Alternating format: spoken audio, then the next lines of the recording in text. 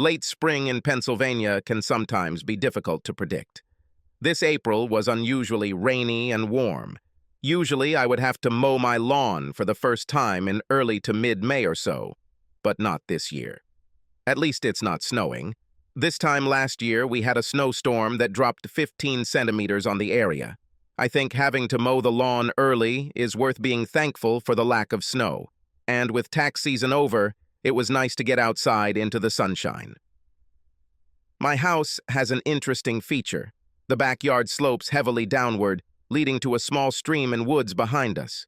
When they built the house, they used backfill to level the front of the house with the road. This meant a steep slope, about halfway up the side of the house. Thus, the basement, completely closed at the front, ended up at the back. This allowed me to install a double-leaf service door, so I would drag my lawnmower and other lawn supplies in there instead of cluttering up the garage.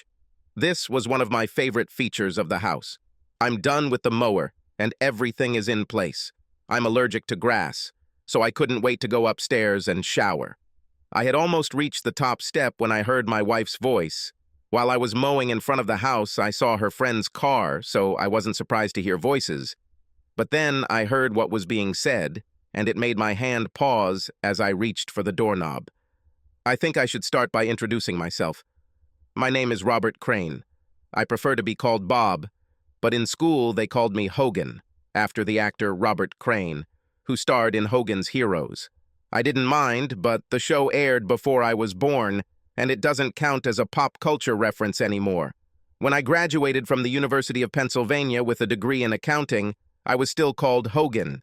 After graduating, I earned my CPA degree in the shortest amount of time required, and am currently working for a large firm in Philadelphia as a team leader doing audits and the like. It's not the most exciting position, but it pays very well, and I've been able to see the inner workings of many companies. I have a special gift for forensic analytics, building financial trails to investigate things like fraud and money laundering. I am considered an expert and was even asked to advise the FBI on 2 cases. My wife, Kelly, was a political science and business major planning to pursue a law degree when we met early in our freshman year. I was sitting waiting for the first day of classes when she walked in. Kelly had a tall, slender figure, like a ballerina, only with slightly larger breasts. Her long strawberry blonde hair flowing loosely over her bare shoulders was a beautiful sight. She wore a beautiful sundress with sandals that emphasized her amazing legs, smooth and elastic. The mixture of innocence and sexuality was too strong. I was overcome with instant lust. Unfortunately, Kelly wasn't sitting next to me, and she was not assigned to my group project. It took me 4 weeks to approach her and break the ice. I made a stupid joke and she laughed. It wasn't a graceful giggle, but a full-blown laugh. We started talking and I asked her if she wanted to have coffee after class. "I've been waiting for your question for 4 weeks," she smiled in response. The last 2 years of college, we were rarely apart. Our parents weren't too happy, but during our senior year, we moved in together. But they saw how devoted we were to each other, and soon came to terms with it. I couldn't imagine how things could get even better. But that's what happened. I graduated from university and immediately took a job at one of the large accounting firms in Philadelphia. I was making a stupid amount of money for a recently graduated 22-year-old. Kelly was accepted into the University of Pennsylvania Law School, and we stayed in our student apartment. My company offered to pay for my MBA degree, so I took classes too. I rode SEPTA to work every day, so I didn't need a car, and it cut down on costs. 3 years later, Kelly graduated from university, and I proposed to her during a birthday dinner at Morton's Steakhouse in Rittenhouse Square. 6 months later, we got married. Kelly accepted a position as a deputy district attorney in the Bucks County District Attorney's Office, which is north of Philadelphia. We decided to buy a house in Doylestown, which was the county seat and had a courthouse. The regional rail line also ended there, so I could take the train to work every day. It was an 80-minute drive one way, but it was better than driving on the Schuylkill Expressway or I-95. Kelly and her mother found a home. It was a great starter home with 3 bedrooms. One bedroom was equipped as an office with 2 desks. I will sometimes work from home. and Kelly needed her own space for her legal work. The other bedroom will be the guest room, and of course, the last room will be our master bedroom. It was also close to her parents' house. Kelly convinced me that this was a built-in nanny option once we had kids. I was an only child and always wanted to have brothers and sisters. Kelly and I had talked about having kids since freshman year and agreed to wait until Kelly was settled in her career before we started trying. But now we've reached this point, and 2 nights ago, we agreed to stop taking Kelly's birth control and start trying for a baby. I was happier than ever before, and then I heard something that made my hand linger on the doorknob. Hogan and I decided it was time for me to get pregnant, Kelly announced excitedly. This delighted her friend, Olivia Watkins. Both women made the same high-frequency noise that made me think of whales accidentally beaching themselves off the Jersey shore in an attempt to get to him. Standing on the stairs, I grinned at their excitement, which matched my own at becoming a father. Reaching for the pen again, I heard a question that wiped the grin off my face and the happiness right out of me. "This is wonderful, Kel," said Olivia. "But what are you going to do with Paul?" "The floor?" "Shh." Kelly calmed her friend down. "Hogan is outside mowing the lawn." There was a pause, and I could almost see her looking around, waiting for me to appear. Then she spoke again. "I already told Paul that I'm ending the affair." He didn't mind. After Grossman steps down as senator, Paul thinks he has a real chance. Getting caught having an affair with a married employee would be very unpleasant. It's that simple. 3 sentences destroyed my world. Paul Evans was Kelly's boss in the DA's office. He was a widower, about 40 years old. His wife Ann died of breast cancer, leaving him a single father to their daughter, Barbara. Paul was a true political animal, and Kelly told me stories about his maneuvering within his party to run for higher office. Looks like I just found out how my wife got access to all this secret information. "Is it true?" Olivia said. "Just cold turkey? You've been hot and serious for 6 months and now you're just going to give it up?" The teasing doubt in her voice made me want to rip Olivia's head off. She was a classmate at Penn State, and I knew her before Kelly. I knew Kelly and Olivia were best friends now, but I always thought she was still my friend. Looks like I was wrong about this. "Stop it!" Kelly protested, giggling. "You're so bad. Paul is a great lover, but he was just rough to play with. I love Hogan, but Paul just took me and used me the way he wanted. There was no love, only rough sex and power. Now that Bob and I are going to have a baby, I don't want to take any chances. I love Hogan and will be a good and faithful mother. How many more cliches are we going to have here?" I asked myself a question. All I still need to be completely happy is to come home, find an unfamiliar car in the driveway, and discover that they are having sex in my bed. I wanted to run into the room and scream, destroy the room, but my muscles were paralyzed. I was so stunned that I couldn't move. My heart was beating in my ears. "So, cold turkey?" Olivia asked. And again, Kelly's giggle. "Well, not cold turkey," she admitted. "Next week I have a conference with Paul in Pittsburgh. We'll have our farewell party there. I'll miss the sex, but Hogan and the baby are more important.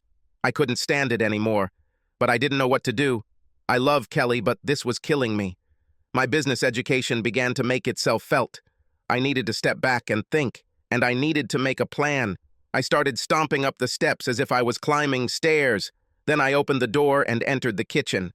Kelly and Olivia sat there with cups of tea in front of them. Was this a hint of guilt that I saw on Kelly's face? "Honey, are you okay?" she asked worriedly. Then I realized that my cheeks were covered with tears. "Allergies," I muttered. "It will be a bad spring." "Well, go upstairs and take a shower. Just throw these clothes near the bathroom and I'll wash them right away so they don't mess up your closet. Last week I bought you a new package of Claritin D, which is in the medicine cabinet." "Thank you," I managed to say, heading towards the stairs. I needed time to think. The next morning was Monday, and I used the excuse of an early meeting to get up and out of the house before Kelly got out of bed. The night before, I used my allergies as a reason to go to bed early because my emotions were on edge. Sitting in the carriage, I thought again about what I had heard. On the one hand, my wife was unfaithful, but it all ended purely sexually in order to stay with me and give birth to my child. Some would say that I should leave things as they are and be happy that my wife is returning to marriage with plans to be a good wife and mother. However, there is a voice in my head that says that if she did it once, what will stop her from doing it again in the future? 10 years from now, when the kids go to school, will she have another just sexy affair? Then divorce with children, where Kelly will most likely get the children and I will get a big bill for child support and child support. As an accountant and business analyst, I thought in terms of risk and reward. I find myself doing the same thing here. It got to the point where my trust in my wife was completely destroyed. The just sex excuse misses what is the truly important issue in such cases. This is a complete lack of respect for your partner. The cheater knows that what they are doing is wrong and that they are hurting the other person. Otherwise, they would have done it openly, and I would have known about it from the very beginning. Don't get me wrong. I don't think I would ever come to terms with her sleeping with Paul, but at least if she talked to me about it, there would be some respect shown. Kelly's action showed me how much she truly respects me. I was working, but part of my brain was focused on what I should be doing. I had no evidence other than the overheard conversation. I didn't even notice anything different during the last 6 months during which this affair apparently continued. Direct confrontation without evidence would be a high risk with little chance of reward. Kelly will deny it. Paul Evans will deny. Taking any case through the courts would have been financial suicide, since every judge, politician, and lawyer in the surrounding counties knew Evans. I would have been buried to keep his name clear. I thought about just leaving and starting over somewhere else. It was tempting, but the house would be like an anchor around my neck. Kelly couldn't afford it on her salary alone, and we had almost no equity. She would have to sell it almost immediately to avoid foreclosure, and in today's market, that was unlikely. It would ruin both my credit reputation and hers.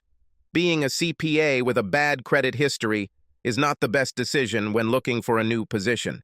How can anyone trust you with other people's money if you clearly don't know how to handle your own? I needed proof before I could do anything.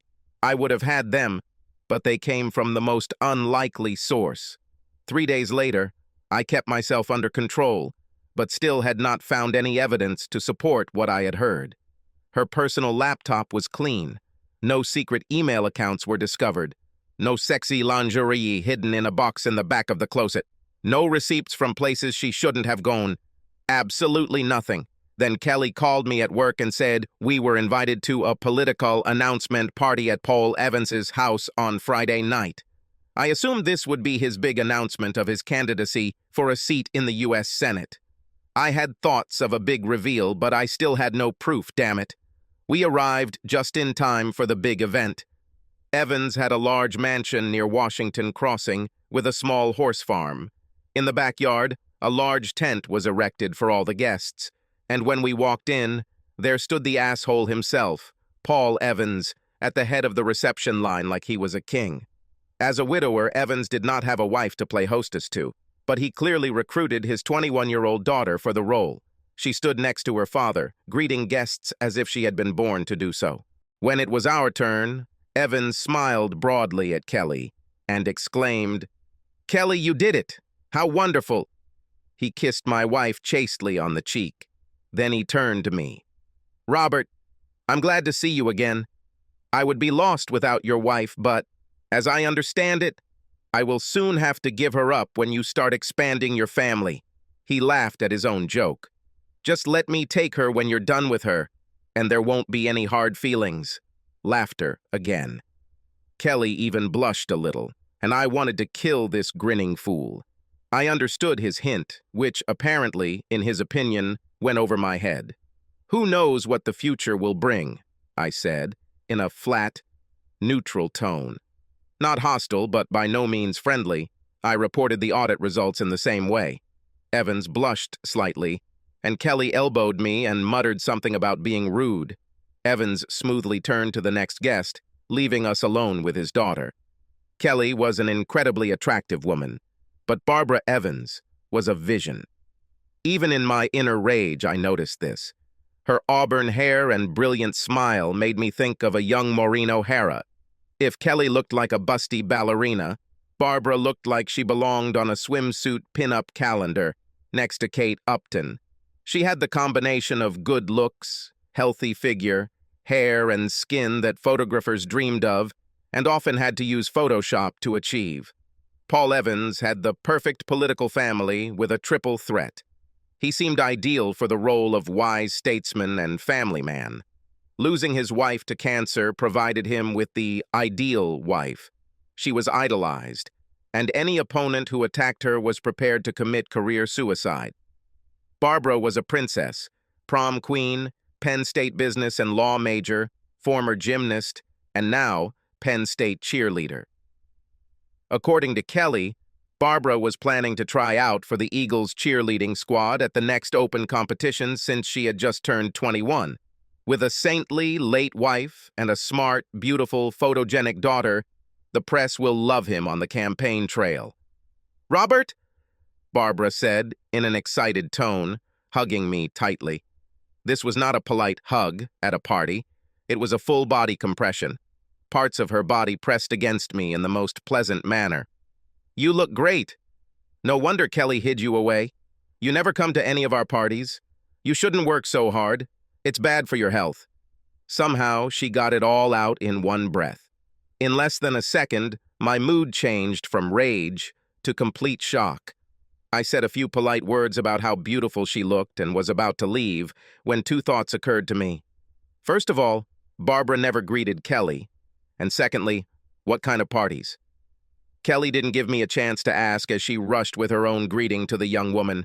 Then we had no choice but to give way to the next guests in line.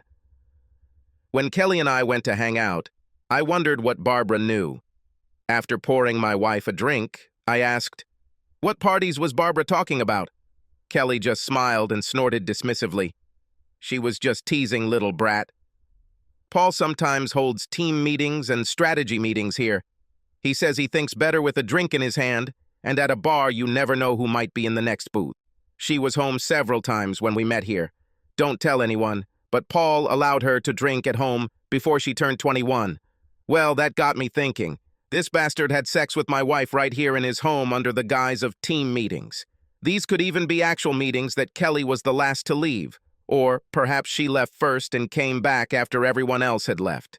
This would prevent the legal team from speculating about why Kelly always stayed behind to help her boss clean up the mess.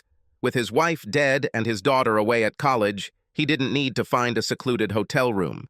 Therefore, there is no record of their meeting. "So Barbara attends your team meetings?" I asked. Kelly brushed off the question. "No, she was at home several times when her classes were canceled. She's just teasing her dad about partying during work hours." She pulled my hand. "Come on, honey, buy your young wife a drink." For the next hour, Kelly never left my side. We talked to a few of her coworkers, and several people brought up our plans to have a baby and how sad they would be to lose Kelly for a while, but how happy they were for us. To be honest, I was a little embarrassed. Why did all these people know about our plans? An hour later, Paul Evans called everyone to attention. His daughter stood smiling next to him. He started by thanking everyone for coming and then began by announcing his big campaign. Everyone expected this, but they were still excited. I noticed the local newspaper publisher with one of his reporters nearby, taking notes. I have no doubt that there will be a big article about this in tomorrow's newspaper. I won't bore you with the rest of the party details.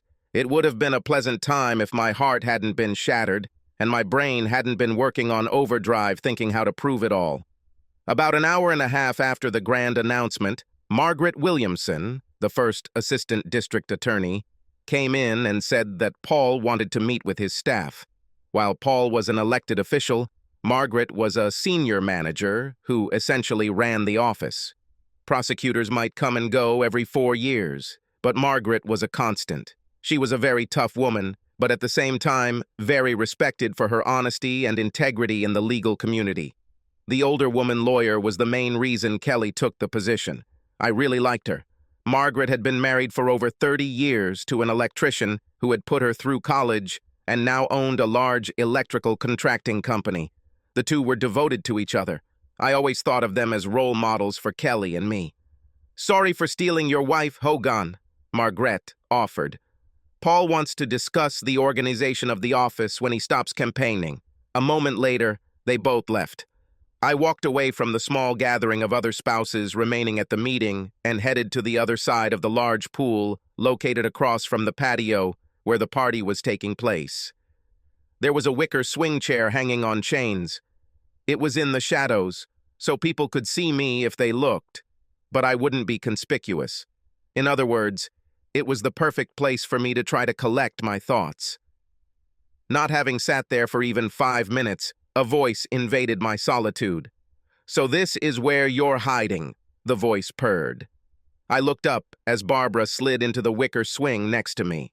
She positioned herself so that she was sitting facing me without saying a word.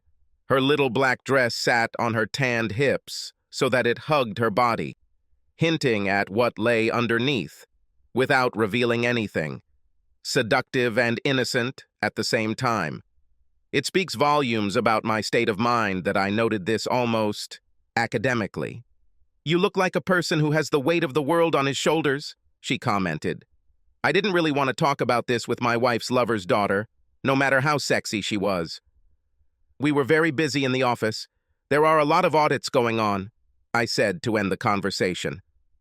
"Is it true?" Barbara asked interestedly. "I just finished my last accounting course at university. We taught several classes about the use of forensic accounting in law enforcement. I thought it was very exciting. Even in my grief, this surprised me." "Is it true?" I asked incredulously.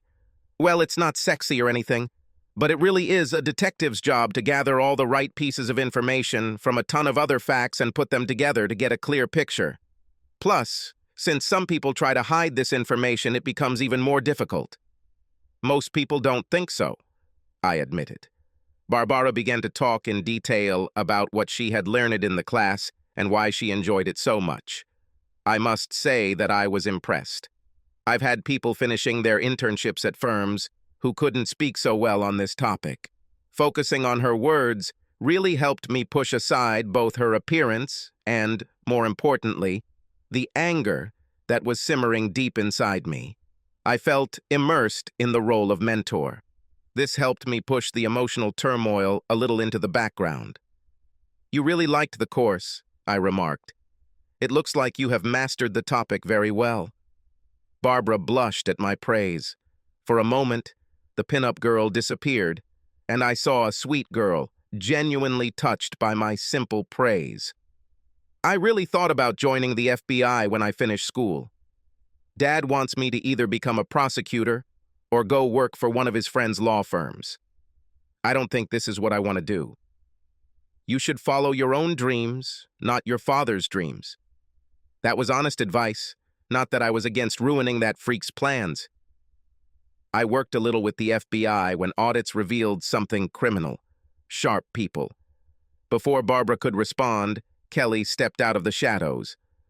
"That's where you disappeared too. You didn't do anything indecent?" she asked teasingly. Barbara turned to face my wife with a beaming smile.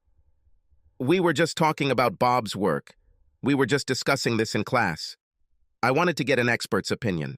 "Well, Hogan is like that," Kelly said proudly. "I looked at one of his audit reports where an employee embezzled money using his boss's login. Hogan realized that some of the transfers occurred while the guy was on a business trip, but the login was done from the corporate office. Most of us would have stopped when the boss was identified." Hogan continued to dig. I could have gotten a conviction against this employee the first day out of law school. Hogan left prosecutors with nothing to do in the case. Kelly looked at me with pride on her face as she told this little story. This confused the hell out of me. How could she be proud of me and claim to love me while she was in a 6-month relationship with her damn boss? A hint of confusion must have crossed my face because Kelly asked, "What happened, dear?" "Nothing," I answered. "I was just thinking about the problem." "Well, stop it. It's a party," Kelly said admonishingly. She barely caught her breath and said, "Hogan, you will never be able to guess what opportunity I was given. Paul and Margaret want me to do some admin work as I plan to go on maternity leave as soon as your job is done. This way, when I leave, there will be no more hanging items. I will work directly for Margaret." Something in my heart skipped a beat at the thought of Kelly being away from that bastard Paul. A second later, my hopes were dashed. "I'll have to travel sometimes," Kelly continued. "I'll be delivering important papers to Paul during the campaign, so I won't be involved in his campaign, but I'll get to see some of the behind-the-scenes action. This will be so much fun." I felt my heart shatter again. I know I heard Kelly say she plans to end the affair so we can have a baby, but I can easily imagine her being unfaithful again in anticipation of being on the campaign trail. And if she gets pregnant, who's to say it will be my child? Paul is approximately my size and color. Without a DNA test, this would be very difficult to determine. My rage began to rise, but I suppressed it. Now was not the time. Barbara began talking to Kelly about her new position and the campaign. They soon became engrossed in conversation, and I was forgotten. I took this opportunity to pull myself together. After tonight, I'll start planning. I needed to somehow counteract Paul's political power, but to be honest, I had no idea how to do it. 2 days later, the answer came to my office. "Your meeting for 4 o'clock is already here," my administrator called through the open door. I looked at my Outlook calendar and didn't see anything booked. Before I could answer, she came in. Barbara Evans. "Hey, Hogan," she greeted as she entered. Her long auburn hair flowed over her shoulders. She wore a light sundress that showed off her gorgeous legs and strappy sandals that hugged her legs almost to her knees. Her breasts were modestly covered, with no cleavage, but the material pressed against her chest in a suggestive manner. 2 thin straps held up the dress, leaving her arms bare. I was speechless as I watched her enter. "I hope you don't mind," Barbara began. She closed my office door behind her.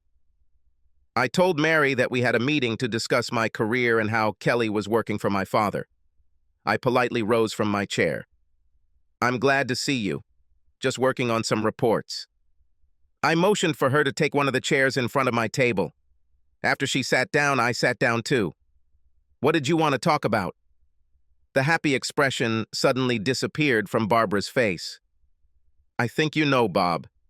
I saw it in your face when you talked to my father. I'm really sorry that he's ruining such a good guy." I was stunned. This was not what I expected. "What are you talking about?" I asked carefully. Barbara blacked out. "About this asshole known as my father having an affair with your wife." I sat back in my chair when it was said so bluntly. "Did you find out recently?" Barbara asked softly. I nodded. "I'm really sorry." When did you find out?" I asked. "About 3 months ago," Barbara admitted. "I don't know when it started, but I found out about it in February. One Friday I came home early and they were holding one of their meetings at our house. I was having a late lunch with a school friend, and I popped in to drop off my things, say hello, and leave. Dad asked when I would be home, and I answered that after dinner.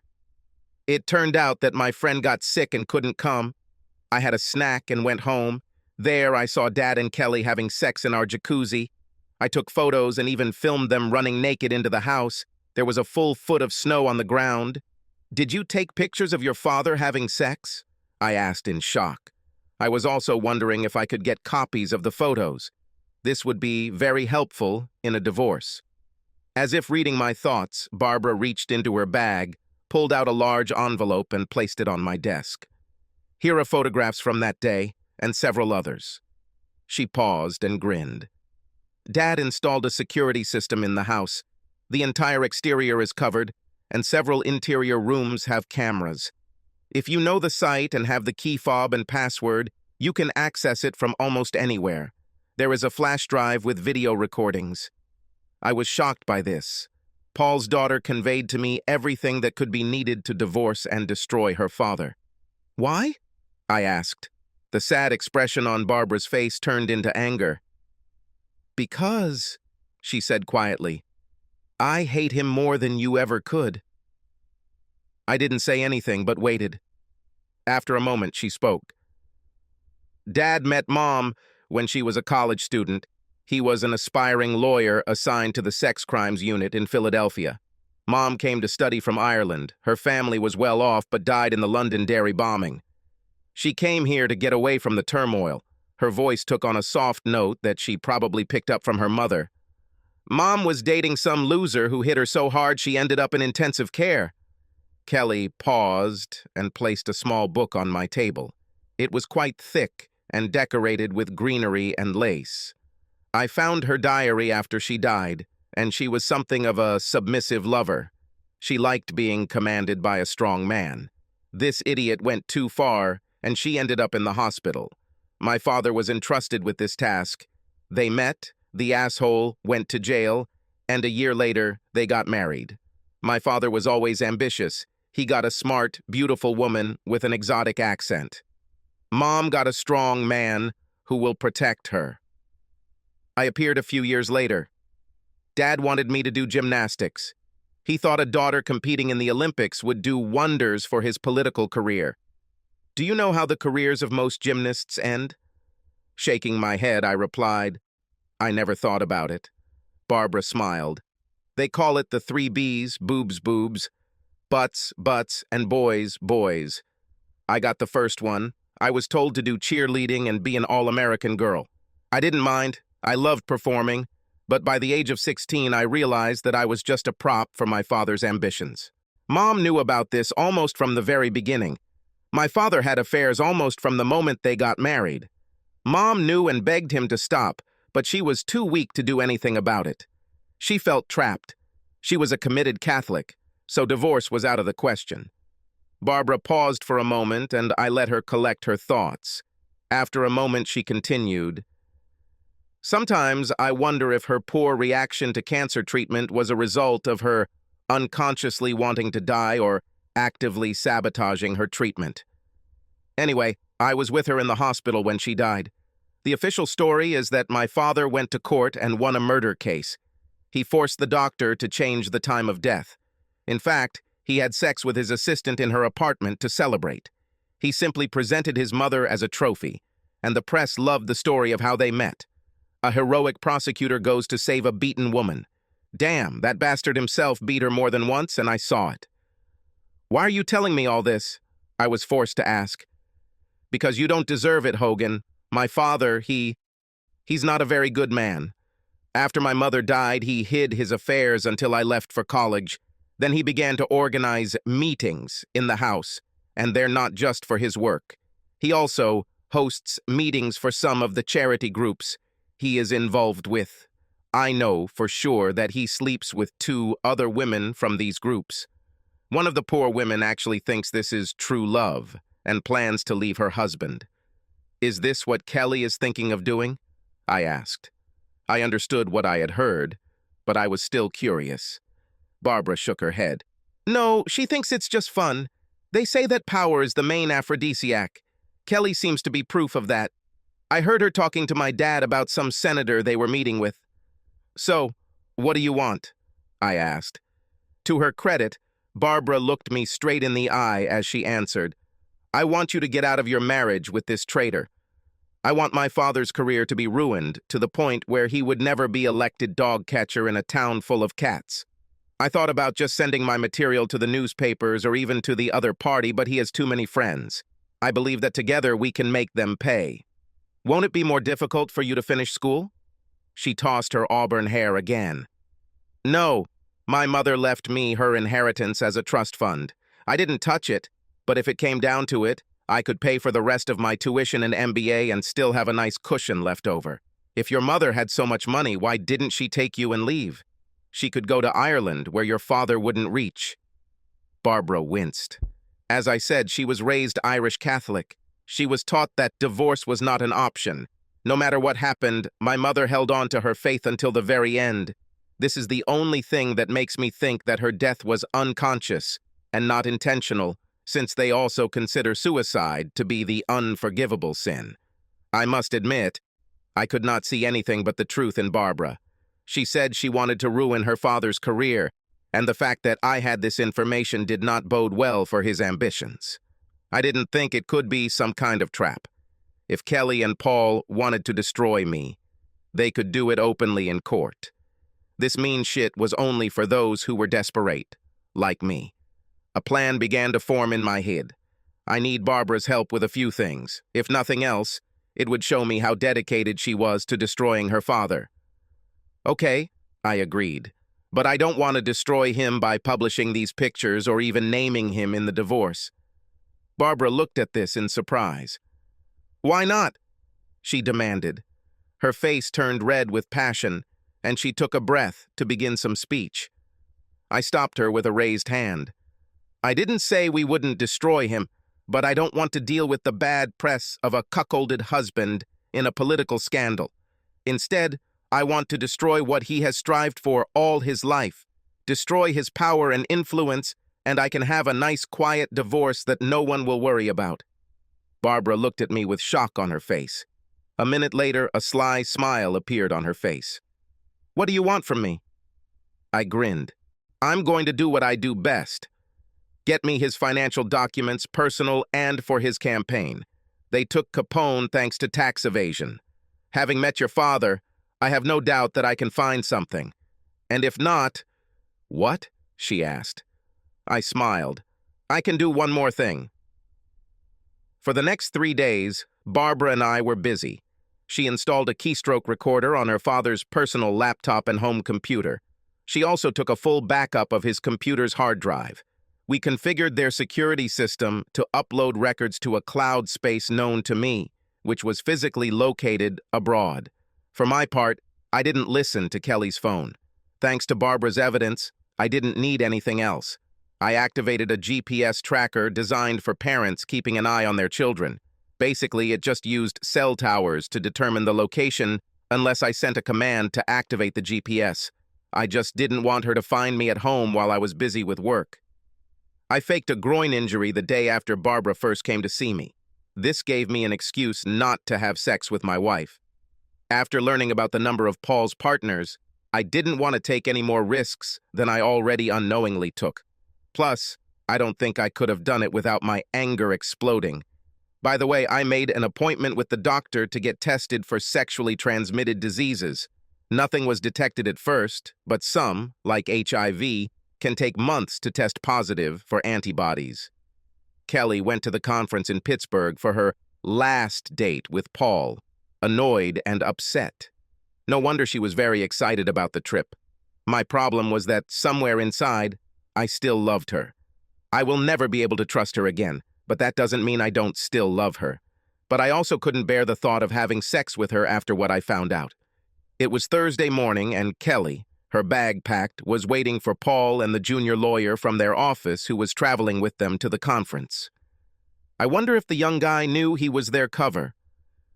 So, I'll be home Sunday afternoon, Kelly said, coming up to me after dropping her bag at the front door. I sat at the table with my back to her and sipped my coffee.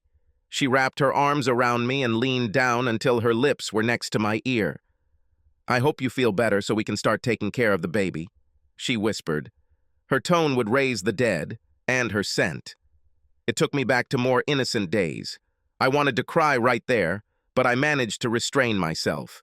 I'll apply ice to help it heal, I assured her. I stroked her hand and kissed her forehead. She moaned. I wish I didn't have to go there. It would be so much better to just stay home with you and be naked all weekend. You can always tell Evans that something more important has come up, I said. It just came out. And by the way she looked at me, she heard something in my tone. What's your problem with Paul? She asked in amazement. First you were rude at the party, and now you talk like you hate this person. I forced myself to calm down and shrugged. Honestly, I've seen too many hot-headed jerks like Evans who think he's untouchable and the epitome of power. They are a big fish in a small pond. They sell the illusion of power and force people to buy into it. Like that mayor in South Carolina last year. A big, influential guy embezzled the city's money while sleeping with 3 married women. Now he's serving 10 years in federal prison, and they're all divorced and publicly humiliated. I get the same feeling from Evans. If he gets to Washington within a week, he'll be seducing clueless interns. But eventually, the wheels of his car will fall off. And when that happens, I wouldn't want a hotel somewhere nearby. Kelly looked at me in shock. She'd heard me rant about those bastards before, but I'd never associated Evans with them before. I probably should have kept my mouth shut, but it felt good to let it out. And although the marriage was over, I also felt it was only fair to warn Kelly. I still loved her, even if I would never trust her again. "Hogan, that's terrible what you said about Paul," Kelly protested. "He is a good person who has done a lot for the people of this district." "He's not like that." I heard an almost pleading tone in her denial. At a time that could not have been predicted, we heard the sound of a car horn outside the house. "Paul has arrived." Kelly let out a frustrated sigh. She gave me a look that quickly turned into a mixture of regret and fear. "I'll be home in 4 days," Kelly said, conciliatory. "We can talk about it then. But get ready, love. We have a child to start with." Then she wrapped her arms around me and kissed me passionately. I responded with an equally passionate kiss. "Have a nice week," she breathed. "I love you." "I love you too," I replied. She grabbed her bag and opened the front door. "Bye, dear," she called over her shoulder. "Goodbye, Kelly," I said. Then I closed the door. 30 minutes later, I left by train for the city. Barbara and I had an appointment with the FBI. It turned out that I did not need to prepare any evidence. I would rate Paul Evans's embezzlement skills as moderately smart. Barbara and I met at her off-campus apartment to review the documents she had pulled from his computer. Overall, pretty standard methods. I estimate he had about $2 million stashed away in an offshore account. At least that's what he transferred to it, but I couldn't be sure it was still there because those records weren't included. Much of this money came from various small donors who wouldn't raise suspicion from the IRS, but why were people from out of state donating to the DA's campaign? I was able to trace some of them to defendants whose cases were dismissed or entered into plea agreements with unusually lenient sentences. It was Barbara who found the biggest bomb. It turned out that she was not the only child. Along the way, Evans knocked up 2 more women. One of them was born 3 years before the death of his wife. His mother was one of his employees at the time. The third child, born 8 months after his wife's death, was born to an 18-year-old volunteer at the hospital where his wife was being treated. Evans gave each woman $2,000 a month in campaign contributions as poll research consultants. Barbara almost destroyed her own apartment in anger. That red hair really is a warning. By the time Kelly and Paul left, we had already checked everything in Paul's notes. Questions remained, but we did not have enough resources to get to the information. So I wrote down all my findings and set up a meeting with the senior FBI agent I worked with in the Philadelphia office. Barbara came to tell him the story we had made up. Barbara said that after taking a forensic accounting course, she wanted to look at real documents. She decided to look at her father's notes out of innocent curiosity. When she noticed some strange things, she called me because my wife worked for her father and knew about my experience. Gary was a seasoned professional. He knew there was more to it, but we dropped a gift-wrapped gift in his lap, so he didn't press the issue. Dirty prosecutor in his own backyard? A dirty prosecutor who just launched a campaign for the U.S. Senate. This career-making thing feels like manna from heaven. We caught a taxi to Barbara's apartment since she had a late class, and I walked to the 30th Street station to catch the train home. I thought about packing my things and leaving when Kelly got home. Gary promised to expedite the case to at least subpoena Evans' documents by Wednesday. It is unlikely that much time will pass before word of the investigation becomes known. The bastard will find out how illusory his power is when all the rats leave his ship. Kelly called me while I was on the train home. She said she called early because they were going to have some big dinner and it would be very late before she got back to her room. I had no doubt that tonight she didn't plan to stay in her room at all. I made some vague remarks, saying that everything was fine. She caught my distracted tone and asked what was the matter. "I just had a meeting with some FBI agents about something," I replied. "I'm in the carriage, and besides, the investigation is still ongoing, so I can't talk about it." All this was completely true. "It looks like it really got to you," Kelly said worriedly. "Yes, this case will be terrible. It might become national news when the full story leaks." "Is it true?" Kelly asked, looking a little intrigued. Can you give me a little hint? I couldn't resist. Corrupt politicians, bribes, money laundering, sex, adultery, children. Any of my friends? He darkened her. I've already said too much. If I say anything else, the Bureau will shut me down. Oh, you're no fun, Kelly pouted. Don't worry, love, your secret is safe with me. We said goodbye, and she switched off. When I entered the house, it all just amazed me. My marriage was over. We dated and were married. We were together for 10 years. I never expected to be single again, but now that's exactly what I was about to do. In the end, I just sat on the couch and waited for the sun to set. I just sat and watched. I felt like I was watching my life sink into the horizon. I was just watching. It was many hours after sunset before I moved again. It was midday on Saturday when I came out of my self-pitying fit. I won't say I didn't deserve some slack, but I knew I needed to shake things up. Ironically, I was mowing the lawn again when I saw a BMW convertible pull into my driveway. I stopped the mower and watched Barbara get out of the car. The first thing I saw was her long, pale legs sticking out from the driver's side. She was again wearing sandals with thin cords that wrapped around her calves. They always made me think of the ancient Greeks. As she stepped out, I saw her sculpted legs flex, indicating strength beneath her firm flesh. In keeping with the Greek trend, she wore a pure white toga-like dress that ended mid-thigh, but with 5 centimeters of lace at the bottom, allowing her upper thighs to be seen. The dress was made of a light, silky material that hugged her curves and tended to be semi-sheer. Her perky breasts were supported by a bikini top that was visible through the dress. Her arms were free of everything except the light freckles that dotted her skin on her upper arms and shoulders. The dress only went down one shoulder, leaving the other bare. Long red hair fell in waves onto the same shoulders. However, it was her gray-green eyes and smile that caught my attention as she approached me. I turned off the engine and greeted her. Well, you look better than I expected, Barbara said. I half expected to have to take you out of the bottle or off the ledge. I snorted. Last night I had a lot of thoughts about both options. We had to do this, I said. Besides, it distracts me. Have you met with a lawyer? She asked. I shrugged. I did it on Tuesday before they left. The documents will be ready on Monday. I agreed to audit a client in Austin and leave on Tuesday. Usually I spend 3 days on such business trips, and then work remotely until I complete the report. In this case, I will be there for all 3 weeks. I shrugged again. This is probably a coward's way out, but I don't want to be here when all this mess starts brewing. I saw agreement on Barbara's face. She knew that this would draw attention to her as the daughter of this bastard. Well, I'm glad you're thinking ahead, the redhead said.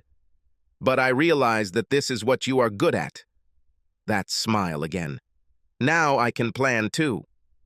Okay, here's my plan, Barbara announced. I'll help you finish your work here, and then you'll come to me. We'll have fun, and you'll even be able to look at me crazy. I have a swimsuit that you will absolutely love. I tried to perk up. Barbara, I'm still married, I protested, and I don't think I'll be ready for anything for a while. You need to let off some steam before you explode, the sexy redhead insisted. Besides, you know the old saying, what's good for the goose is good for the goose. Her gaze was playful, sly, and artless at the same time. I couldn't help but laugh. In one of those bizarre coincidences that proves that truth is stranger than fiction, we ran into Olivia. After finishing my yard work, I cleaned up and we went for a late lunch at a nice restaurant. I wasn't in the mood for revenge sex, but it was nice to get out of the house, and going somewhere with such a sweet girl like Barbara was not at all difficult. As I approached the restaurant, I noticed that a car was parked outside. It was Oliva's car. I almost told Barbara to turn around and we could find another place, but I didn't. Instead, I did something that was completely out of character for me. It was all on a whim. After all my careful planning, something just snapped inside me when I saw Olivia's car park it in that lot. I casually hugged the red-haired beauty and led her into the restaurant without further ado. There I gave the owner a tip so that he could seat us at a certain table. It was somewhat obscured, but was visible when returning from the toilet. I sat Barbara down facing outwards and sat down next to her. She smiled when I took her hand. "Why did it happen?" She smiled sweetly. "Not that I'm complaining," I laughed. "Do you remember I told you about how I found out about my wife's betrayal? About her friend Olivia? So her car is parked right on the street." Barbara burst into throaty laughter. "So I can be the other woman? Ooh, I can live with that." She leaned forward and kissed me incredibly softly on the lips. It was not a deep, passionate kiss, but rather a kiss that hinted and promised much more. A lover's kiss. Our dishes arrived, and I frankly enjoyed myself. The tricks were forgotten as I enjoyed Barbara's company. Her witty sense of humor was killing me. I've never heard a counting sound so dirty before. I happened to look back and noticed Olivia walking past us. I pointed it out to Barbara. "Oh my God," she giggled. I was so looking forward to this. With that, she leaned forward to kiss me. I felt my hand reach under the table and rest on her leg. The skin of her thighs was so incredibly soft, and underneath were firm, elastic muscles. The touch was electric. I was so lost in the sensation that I was surprised when I heard Olivia screaming at me. "Hogan, what the hell are you doing?" she shouted at me. "Who is this tramp? Running away from your wife while she's out of town? I thought better of you." I have no doubt that the entire restaurant heard her. I let go of Barbara and turned to look at my ex-girlfriend. "What's your problem, Liv? It's just a little carefree sex before Kelly and I settle down and have a baby. And could you keep it down? People are trying to eat." Olivia stared at me as if I had hit her with a dead fish. "What?" she began. "Oh, come on, Liv. Kelly does the same. I'm sure she's having fun with her boss right now, and for several months now. So I decided it was only fair that I seduce the boss's daughter. I think Olivia almost had a heart attack. Feeling Barbara start to giggle, I gave her a gentle squeeze to keep her quiet. "You know about—" Olivia stuttered. "I know that I must be a faithful, ignorant husband while my wife runs around being so ably helped by a woman whom I considered my close friend." Olivia winced at the contempt in my voice. "I know Kelly wanted to try something else one last time before having a baby. Like that last fling before the wedding, if it was normal for her, what do you have against me? I had no information about Kelly having affairs before Paul, but, as they say, once changed, always changed." I shot my suspicion into the darkness and wondered if Live was off balance enough to confirm it. She confirmed. "Do you know about this too?" She sighed. "No, but—" "Thanks for the confirmation," I replied. Olivia turned pale at this. "Go away, Olivia," I said. She turned and ran away from the table. A few minutes later, we heard a noise. It was Olivia leaving the restaurant. "Well, it was fun while it lasted," Barbara said with a slight laugh. "I really wanted her to stay here longer." Her smile made me blush. "You know she's probably on the phone with your wife right now," she added. "Perhaps," I agreed. "I give her 5 minutes before my phone goes off. However, if she left right now, it would be a 5-hour drive home from Pittsburgh. This will give us time for dessert and give me enough time to drive home and pack my things. It's a pity that I won't see you in a bikini like you promised." Barbara laughed again. "Oh, I guess we can do this another time." She reached out to grab my shirt and pull me closer. "You know, my semester ends in a week and a half," she muttered in my ear. I always wanted to see Austin. I barely caught her words as her tongue slipped into my ear. Kelly started calling me 10 minutes after Olivia left the restaurant. I listened to a few of her messages, and she was furious that I cheated on her. This almost made me laugh. After an hour of her messages and texts, I blocked her number. I knew she would eventually just call from another phone, but she was driving back from Pittsburgh, so she couldn't just ask to borrow someone's phone on the highway. When I got home, I packed all my personal belongings, not just my stuff, for the trip to Austin. I had time. 4 hours after meeting Olivia, I was leaving my home for what might be the last time. After booking a hotel room near the Philadelphia airport, I put most of my belongings in storage until I found a place to stay. I talked to Barbara on the phone several times. She was walking with a friend because her father was now leaving furious messages on her phone. I moved my flight to Austin a day and left on Monday morning. Kelly managed to call my phone several times from other numbers. Now it was a tearful rant about how I could do this to her, why I ruined her career, etc., and so on. Obviously, Olivia's initial screams attracted the attention of many people. Then, someone posted a pretty accurate comment on their blog and called Barbara and I gamers. My comment about Kelly having fun with Paul was also posted along with the fact that they were together in Pittsburgh over the weekend. This caused quite a stir in the county's political circles and at the courthouse. For the rest of the week, I avoided most news from Philadelphia.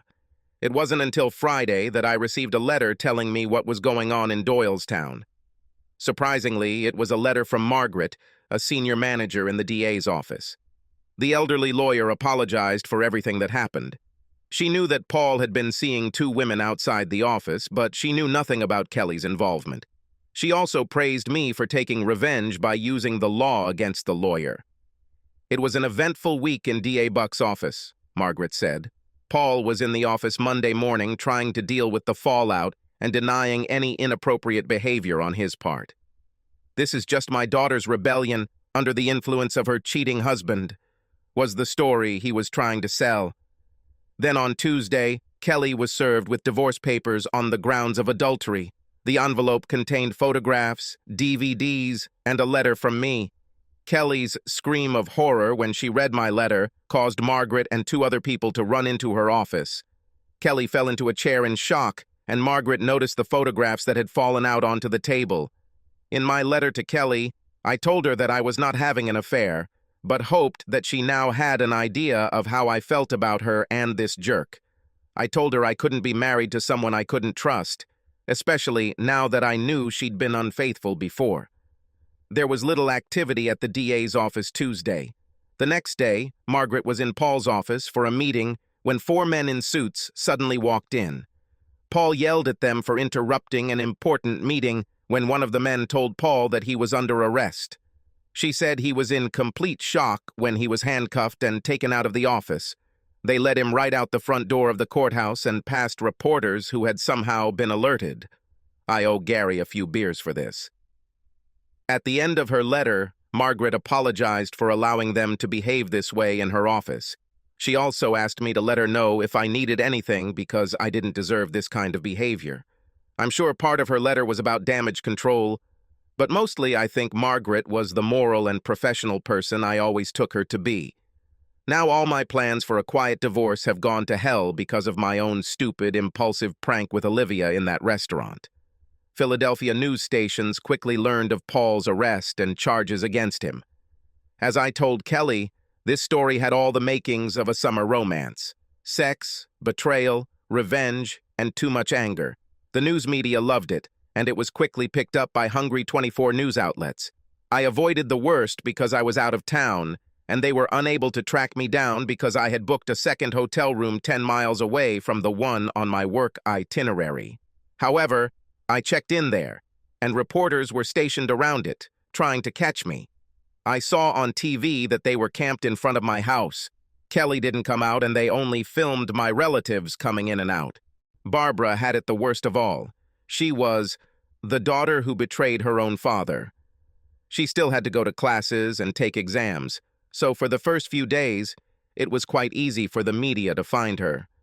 The school then forced the reporters to leave campus because they were disturbing students. It also helped that two women who had children with Paul came forward to get their 15 minutes of fame. With her final finale complete, Barbara slipped out of campus and headed to the airport. The media were disappointed, but not too surprised, when she didn't show up for the graduation ceremony. After a while, this story became a side news story and stayed there. It boiled over when Paul's trial began, but he pleaded guilty to several charges, resulting in him becoming a 20-year-old guest of the federal government. Fortunately, his guilty plea meant that Barbara and I were not called to testify. Then, the case completely disappeared from their radar, taking Barbara, Kelly, and me with it. Oddly enough, after all this publicity, my divorce went quickly, and with minimal fuss. Kelly signed the papers 4 days after receiving them. I received a letter apologizing for what she did to me and to us. Furious, returning from Pittsburgh, she swore that she would never forgive me for betraying me. Finding out that she was, in fact, the only one cheating, made her realize how hypocritical she had been. She accepted my offer of a 50-50 split and simply asked that at some point, when things weren't so rough, I would agree to meet with her so she could apologize in person. At the end, she said that she would always love me and wished me well. I later learned from her mother that she had quit her job and moved to the Midwest to live with her aunt. Finding Paul did wonders for my career. In the press, the FBI gave me full credit for analyzing Paul's tapes. Since I was hiding from the same press, I was even more thorough in my work in Austin, and found not only the embezzler they were looking for, but also a second one, about whom, at that time, they had no information. My firm promoted me and put me in charge of the white-collar crime team. And yes, some joker labeled the team Hogan's Heroes. But the best part was when they assigned me an assistant. Recent college graduate wishing to gain experience in forensic accounting. I've never enjoyed working late so much. And this bikini looked even better on the floor of my hotel room.